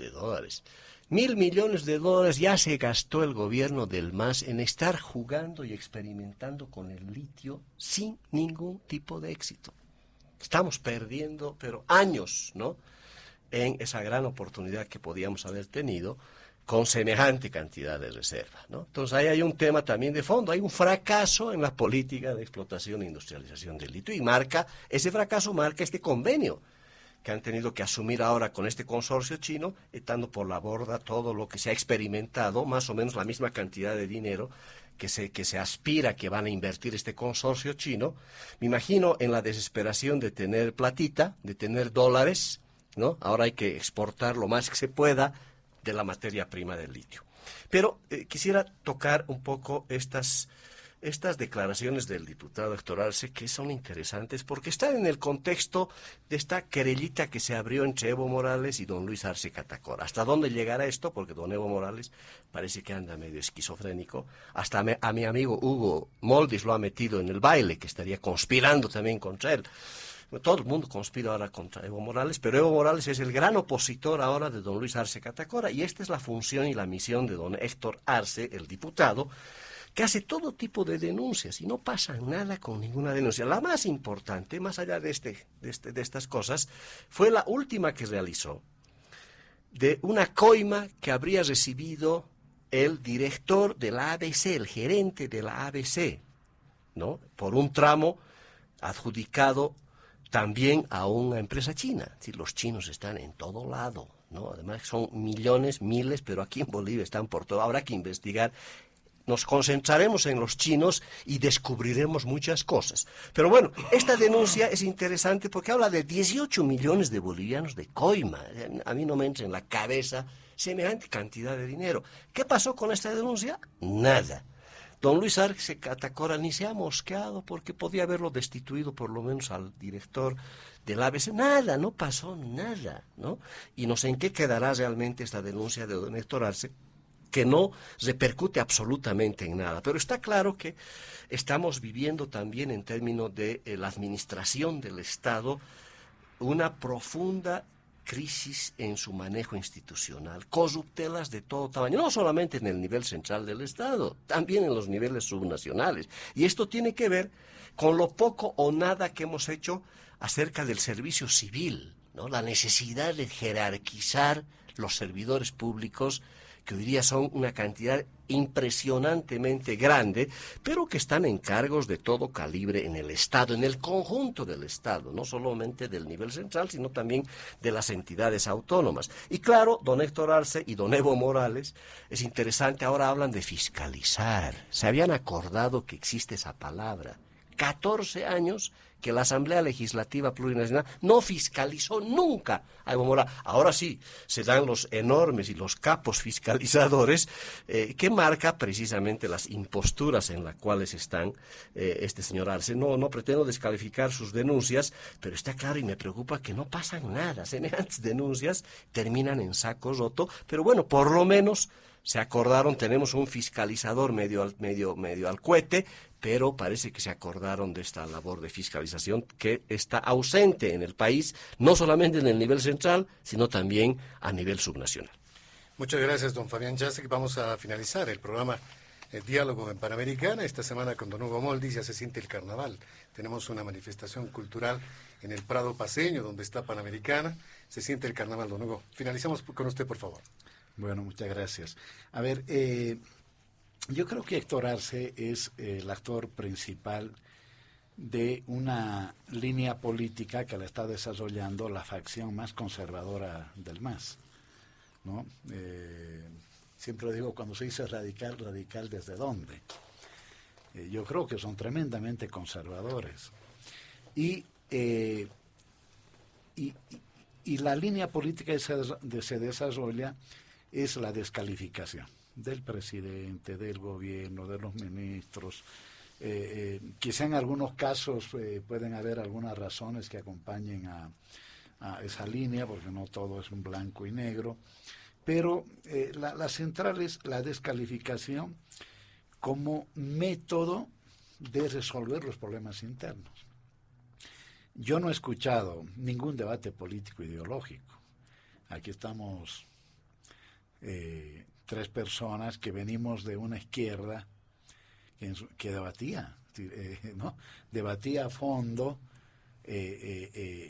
temas teóricos que los alejaban o los acercaban. El debate político ha desaparecido, entonces vienen solo una serie de acusaciones, y yo diría absolutamente infundadas. Es por eso que más allá del espectáculo al que recurre siempre este diputado, hay otros más, pero este es el más importante, ¿no? No digo muchos más, unos cuantos más que recurren al mismo método. Sus denuncias se caen porque precisamente, creo yo, no tienen el sustento, ¿no? la materialidad que se requiere para iniciar un proceso de investigación judicial. Los hechos demostraron que, y lo han dicho acá los dos, que la denuncia no tiene ningún sentido porque la empresa seleccionada no es la norteamericana. Y claro, cuando se dice se estaba hablando con la norteamericana, tiene cierta lógica en la intervención, por ejemplo, del expresidente Morales, que llama a cuidar los recursos naturales, a advertir que se están desnacionalizando. Es decir, otra afirmación que a mi juicio no tiene relación con la realidad. El proceso de selección ha sido demasiado largo. Creo sí que hay que explicar no solamente el convenio, como plantea, sino todo el proceso, las etapas de ese proceso, los criterios con los que se iba, ¿no?, depurando poco a poco en cada paso del proceso. Sí, una transparentación que yo estoy seguro que existe de todo ese complejo proceso para terminar, ¿no es cierto?, firmando el tema de la extracción directa del litio con esta empresa china. No es posible, y yo no creo que el gobierno lo haya planteado en algún momento, o ni siquiera cuando Evo Morales, hacer baterías aquí. No, eso no es posible, pero lo que sí se puede lograr es un carbonato de litio, ¿no?, grado batería, grado batería, y ahí, porque hasta donde tengo conocimiento, la fabricación de las celdas, ¿no?, para las baterías como tal, es demasiado, no solo demasiado caro, sino demasiado complejo, ¿no?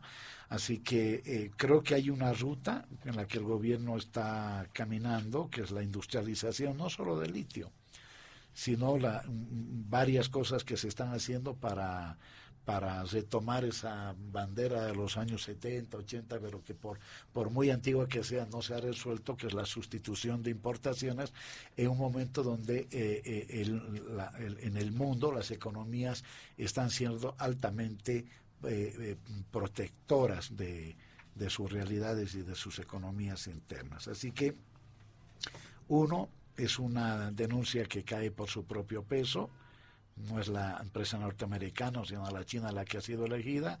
Dos, no hay ningún proyecto de desnacionalización, sino de una participación activa del Estado con, ¿no es cierto?, sectores que tienen tecnología, know-how y mercado para el litio, para el carbonato de litio. Y tres, que estas denuncias tienen que ver con un empobrecimiento del debate político, porque lejos de discutir cuál es el horizonte histórico, lo que se hace es recurrir a una práctica demasiado baja, que es las denuncias. Y cuatro, en contexto de una oposición que no existe, ¿sí? Es decir, creo que independientemente de cómo vaya a finalizar esta disputa y contradicción interna al interior del MAS, creo, por lo menos hasta ahora, que todavía vamos a tener que hablar de la presencia del MAS en el gobierno por mucho tiempo más. Gracias. Muchas gracias, don Hugo Moldis. De esta forma llegamos al final de Diálogo en Panamericana, agradeciendo siempre la participación de nuestros invitados especiales. Esta semana nos han acompañado el doctor Carlos Bert como investigador, don Fabián Chasic como exdiputado y exdirector de Autonomías de la Gobernación de La Paz, y don Hugo Moldis en su calidad de analista.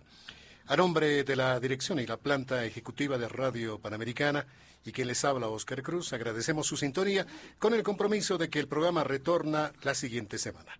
Gracias por su atención. Permiso.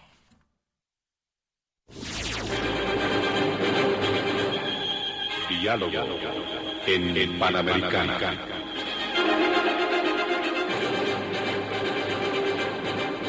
La radio agradece por la atención prestada al programa de hoy. Les invitamos a la próxima entrega del Departamento Periodístico de Panamericana, cuando anunciemos.